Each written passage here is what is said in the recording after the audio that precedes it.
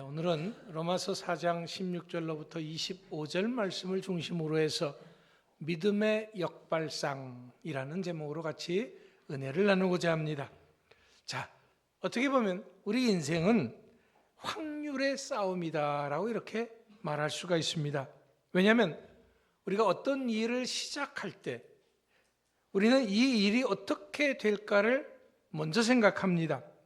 성공할 확률이 얼마나 되는지, 내 자원과 내 능력으로 이 벽을 넘을 수 있는지를 가늠합니다. 그래서 확률이 높으면 희망을 품고 또 설레임을 갖습니다. 하지만 확률이 낮으면 포기하고 또 불안해합니다. 그리고 확률이 제로가 0이 되는 순간 우리는 그것을 절망이라고 부르고 손을 놔버립니다. 뭐 이거는 해봤자 아무 소용이 없어, 안 돼 하고 포기하는 것이죠. 오늘 본문에 등장하는 아브라함의 상황이 바로 그렇습니다. 자, 아브라함은 지금 그 나이가 몇 살이었냐 그러면요 100세였다 그래요. 이런 사실을 본문 19절 말씀에서 아주 냉정하게 이렇게 묘사합니다. 자기 몸이 죽은 것 같고 아내였던 사라의 태가 죽은 것 같음을 알고도, 자, 이것은 단순한 비유가 아닙니다. 생물학적인 사망 선고나 마찬가지입니다. 아이를 가질 확률은 0.000%다라는 거죠. 인간적인 계산으로는 이미 게임이 끝난 상황이다라는 그런 말입니다.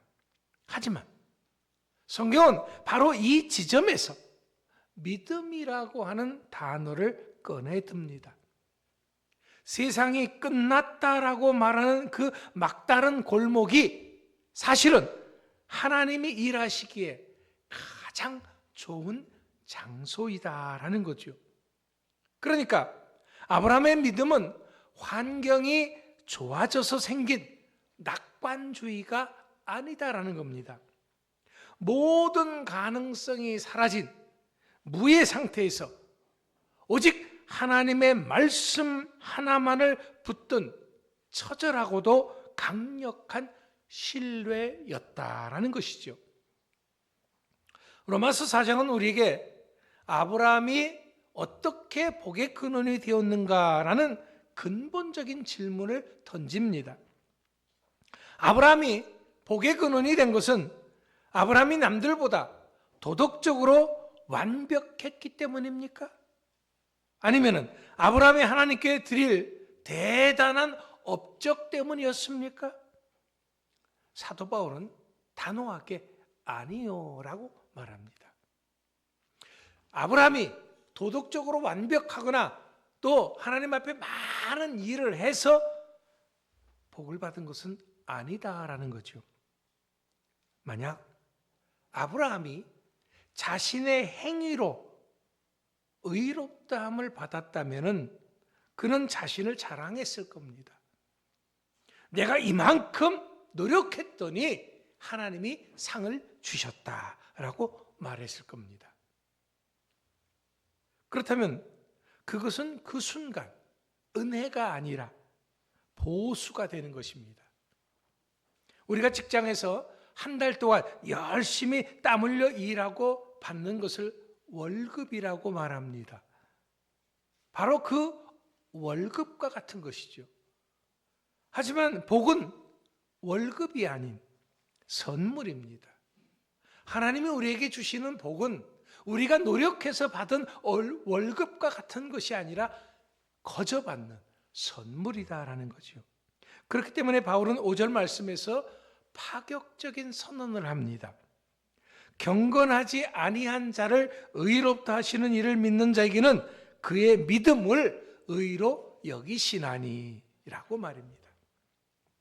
그런데 우리는 하나님 앞에서 뭔가를 기대할 때마다 자꾸 자격, 조건을 따집니다. 내가 이 정도는 해야지 하나님이 도와주지 않을까? 그래서 어떤 사람은 금식 기도를 하고 또 어떤 사람은 작정 기도를 합니다. 많은 재물을 하나님 앞에 드리기도 합니다. 내가 이렇게 했으니 하나님이 복을 주셔야 한다라는 거죠. 내가 어렵게 주의를 지키니까 하나님 복을 주셔야 합니다.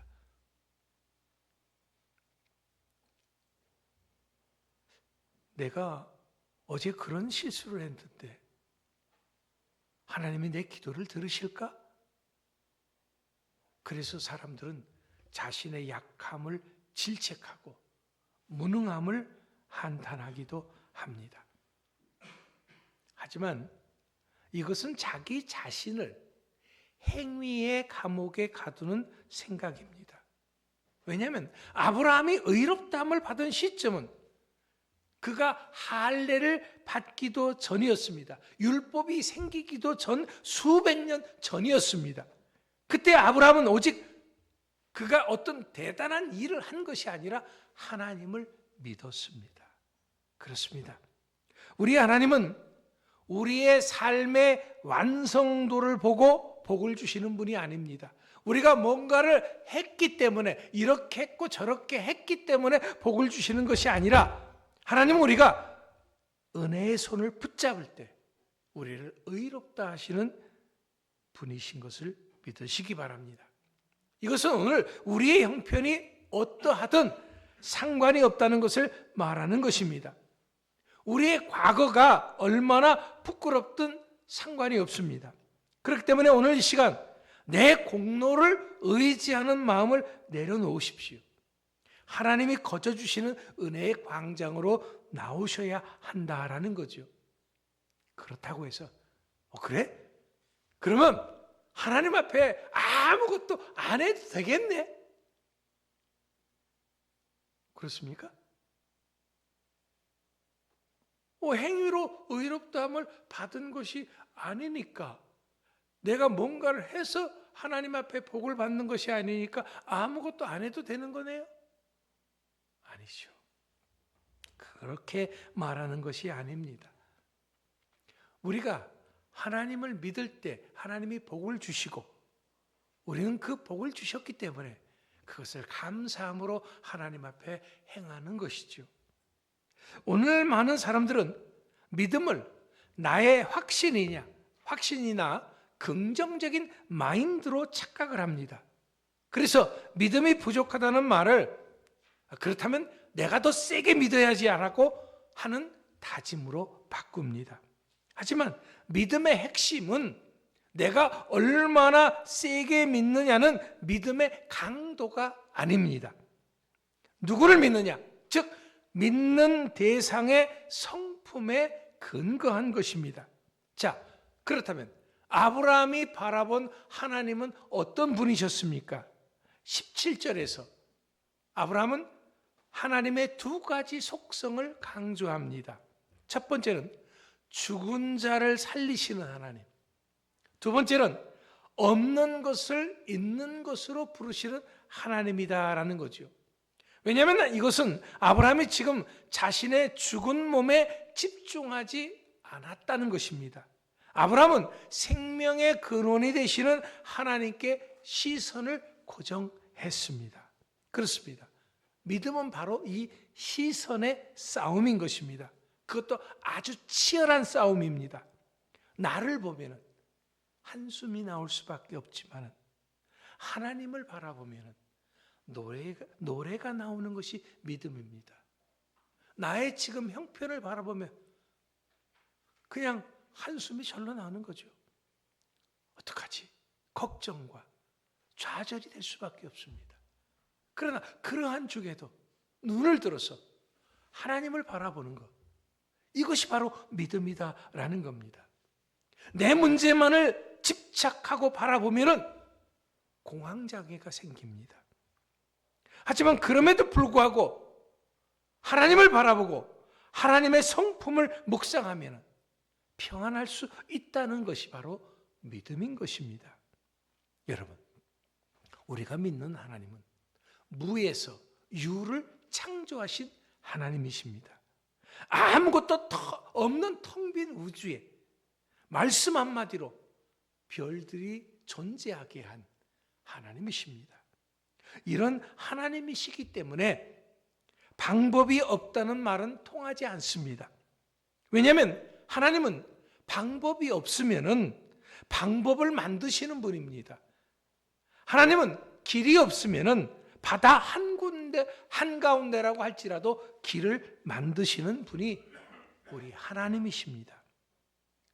그렇다면 지금 오늘 우리의 삶에 텅 빈 곳이 어디입니까? 채워지지 않는 경제적인 구멍입니까? 말라버린 열정입니까? 깨져버린 관계의 조각들입니까? 부서진 육신의 건강입니까? 그렇다면 바로 지금이 하나님을 찾을 때입니다. 없는 것을 있는 것으로 부르시는 하나님의 음성이 오늘 나의 삶에 거하게 할 바로 그런 시간이다라는 거죠. 그래서 18절에서 아브라함은 바랄 수 없는 중에 바라고 믿었으니라고 말하고 있습니다. 이 말씀은 기독교 신앙의 진수를 아주 잘 설명해 주고 있는 표현입니다. 여기서 바랄 수 없는 중이라고 하는 이 말은요, 인간의 모든 희망이 사라진 그러한 상태다라는 거죠. 예를 들면 이런 겁니다. 배는 파손되었고 구조 신호는 끊겼고 파도는 높고 밤은 깊어만 가는 그런 상황. 자, 그런데 아브라함은 바로 이러한 암흑 같은 상황 속에서도 하나님을 바라보았다라는 것이죠. 그렇다면 이것이 어떻게 가능합니까?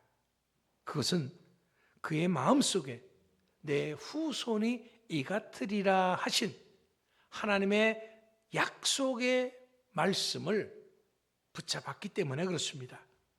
우리가 잘 아는 세상의 소망이라고 하는 것은 환경에 기반합니다. 그렇기 때문에 주식이라도 오르면은 사람들은 입가에 미소가 번집니다. 그러면서 소망이 생깁니다. 기쁨이 생기고 힘이 생기는 거죠. 하지만 몸이라도 아프면은 이 소망은 언제 그랬냐는 듯이 사라집니다. 우리가 잘 알듯이 우리가 사는 이 세상의 환경은 수시로 변하죠. 우리의 감정은 이 환경을 따라서 널뛰기를 합니다. 하지만 우리가 가진 믿음은, 우리가 가진 소망은 어떤 상황 속에서도 하나님의 약속의 말씀이 영원히 견고함을 믿는 것에 기초하는 것입니다. 여러분, 아브라함이라고 해서 왜 흔들리지 않았겠습니까?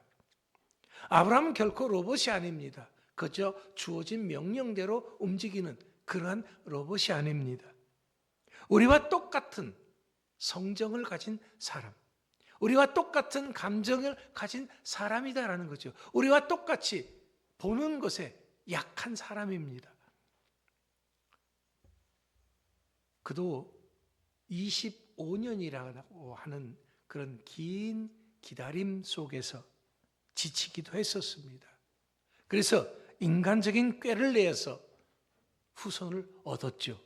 이스마엘이라고 하는 후손을 얻었습니다. 하지만 이런 아브라함이라고 할지라도 우리와 결정적인 차이가 있습니다. 그것이 뭐냐? 그럼에도 불구하고 그가 하나님의 말씀 앞으로 다시 돌아왔다라는 것이죠. 하나님은 이런 아브라함의 실수를 지적하지 않았습니다.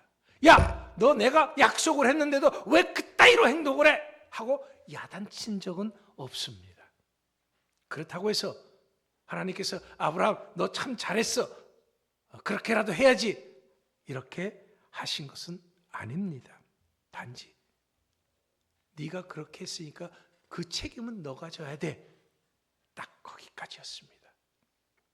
하지만 이런 아브라함이 다시 하나님의 약속을 붙잡았을 때 하나님은 그의 믿음이 약하여지지 아니하고라고 평가해 주셨습니다.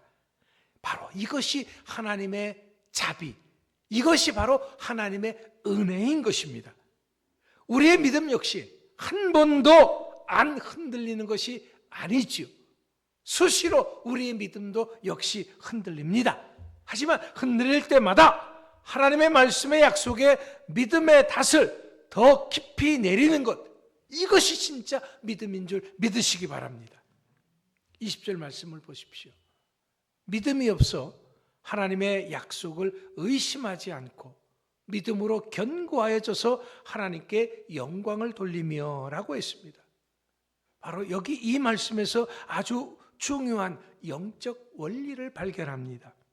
믿음이 견고해지는 것과 하나님께 영광을 돌리는 것이 연결되어 있다라는 거예요. 우리가 뭔가 큰 거를 해서 하나님께 영광을 돌리는 것이 아니다라는 거예요.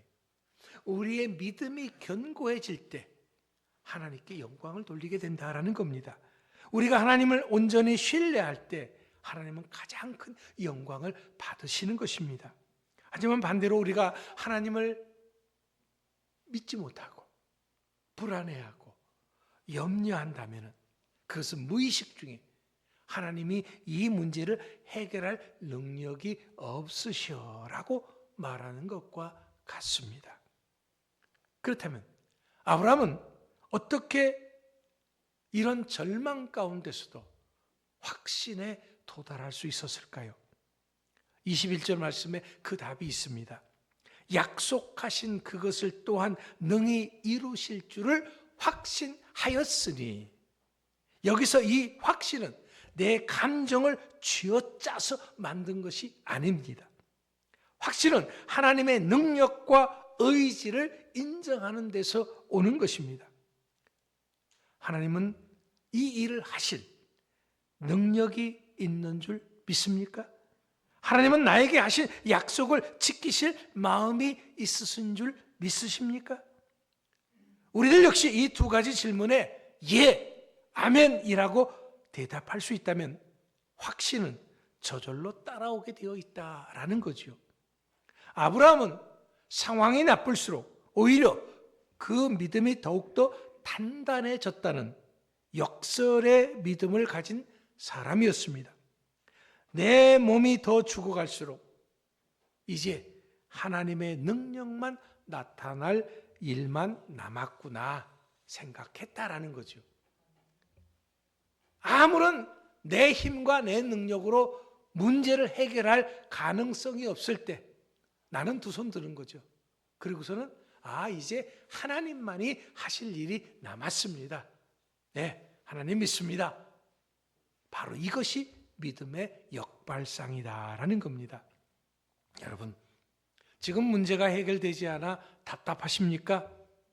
기도가 응답되지 않아 버림받은 것 같습니까? 아닙니다. 지금 하나님은 여러분의 믿음을 더 견고하게 단련시키는 중인 줄 믿으시기 바랍니다. 왜냐하면 내 힘이 완전히 빠져야지만이 하나님의 능력이 드러날 수 있기 때문입니다. 그렇다면 빨리 항복해야 합니다. 내 생각과 내 계획을 내려놓아야 합니다. 하나님의 신실하심에 인생의 모든 승부수를 던져야 하는 것입니다. 이 위대한 믿음의 이야기는요, 박물관에 박제된 고대 유물의 이야기가 아닙니다. 23절과 24절은 이러한 말씀이 바로 오늘을 사는 우리들을 위한 것이다 라고 선언합니다. 아브라함이 믿었던 하나님과 오늘 우리가 믿는 하나님은 차이가 있습니까? 아니죠. 동일하신 분입니다. 아브라함은 이삭이라는 육신의 생명을 기다렸지만 우리는 예수 그리스도라는 영원한 생명을 받았습니다. 25절 말씀은 복음의 핵심을 이야기합니다. 예수는 우리가 범죄한 것 때문에 내줌이 되고 또한 우리를 의롭다 하시기 위하여 살아나셨느니라. 예수님의 죽음은 우리의 모든 죄의 책임을 다 가져가셨습니다. 그리고 예수님의 부활은 우리의 모든 절망을 소망으로 바꾸어 놓으셨습니다. 아브라함이 죽은 것 같은 태에서 생명이 나올 것을 믿었듯이 우리는 죽음을 이기고 부활하신 예수님을 믿습니다. 이렇게 부활을 믿는 자에게 더 이상 끝이란 없습니다. 죽음조차 생명의 통로가 되는데 이 세상 그 무엇이 우리를 가로막겠습니까? 건강의 위기, 경제적인 압박, 무너진 꿈, 이 모든 것은 부활의 능력 앞에 반드시 굴복하게 될 것입니다. 아브라함에게 이삭을 주신 하나님은 우리에게 예수 그리스도의 승리를 주셨습니다. 자, 이제 우리의 형편이 어떠한지 살펴보십시오. 지금 아무것도 바랄 수 없는 중에 있습니까? 죽은 것 같은 상황입니까? 그렇다면 축하드립니다. 왜냐하면 지금 우리는 믿음의 조상 아브라함과 같은 선상에 있기 때문입니다. 하나님이 이런 나를 위해서 기적을 베푸실 최적의 조건에 있는 것입니다. 이제 눈을 들어 하나님을 보십시오. 우리를 짓누르는 환경의 소리에 대해서는 귀를 닫으십시오. 그 대신 세밀하게 속삭이는 하나님의 약속에 귀를 여십시오. 악한 사탄 마귀는 세상과 합세해서 우리의 과거를 들먹이면서 계속해서 우리를 정죄할 것입니다. 너 같은 것이 하면서 우리의 길을 꺾을 것입니다. 하지만 그럼에도 불구하고 하나님은 우리의 믿음을 보며 계속해서 아니다, 너는 의롭다라고 말씀하실 것입니다. 내가 너를 의롭게 했다고 확증해 주실 것입니다. 세상은 우리에게 계속해서 확률을 말합니다. 하지만 하나님은 말씀을 약속하십니다. 그렇다면 내 생각 내려놓고 하나님의 능력을 붙드시기 바랍니다. 내 수단을 내려놓고 하나님의 방법을 기다리기 바랍니다. 비록 지금은 밤이 깊어서 아무것도 보이지 않을지라도 약속하신 하나님이 반드시 이루실 것을 확신해야 합니다. 이것을 믿고 미리 감사하는 것, 이것이 바로 우리가 가져야 할 믿음인 것입니다. 세상은 확률을 따지기 때문에 여러 가지를 조합해서 그러니까 이렇게 될 것이다라고 말을 합니다. 그러나 우리는 하나님의 말씀의 약속에 근거를 하는 것입니다. 하나님께서 약속하셨기 때문에 나는 이렇게 될 줄 믿습니다. 이것은 확률의 싸움과는 전혀 다른 것입니다. 그러면 믿었다면 감사해야 합니다. 우리가 기도한 것은 이미 받은 줄 믿고 감사하라. 이것이 하나님께서 우리에게 주신 말씀인 것입니다. 자, 여러분 어떤 상황에 있습니까? 자, 그렇다면 여러분들은 이미 여러분의 가진 그 문제가 해결된 것을 믿고 감사해 보시기 바랍니다. 그러면 하나님이 놀라운 역사가 여러분의 삶 가운데 일어날 줄 믿습니다. 우리를 사랑하시는 하나님은 신실하신 하나님이십니다. 하나님은 결코 우리를 포기하지 않습니다. 하나님은 죽은 자를 살리십니다. 없는 것을 있는 것으로 부르십니다. 이런 하나님이 바로 우리의 하나님, 나를 사랑하시고 기꺼이 독생자 예수 그리스도까지도 아낌없이 내주신 하나님이십니다. 그렇다면 이제 우리들 역시 아브라함과 같이 역발상의 믿음으로 무장해서 오늘이라고 하는 이 치열한 전쟁터에서 승전가를 부르는 여러분 모두가 될 수 있기를 간절히 축원합니다. 기도합니다.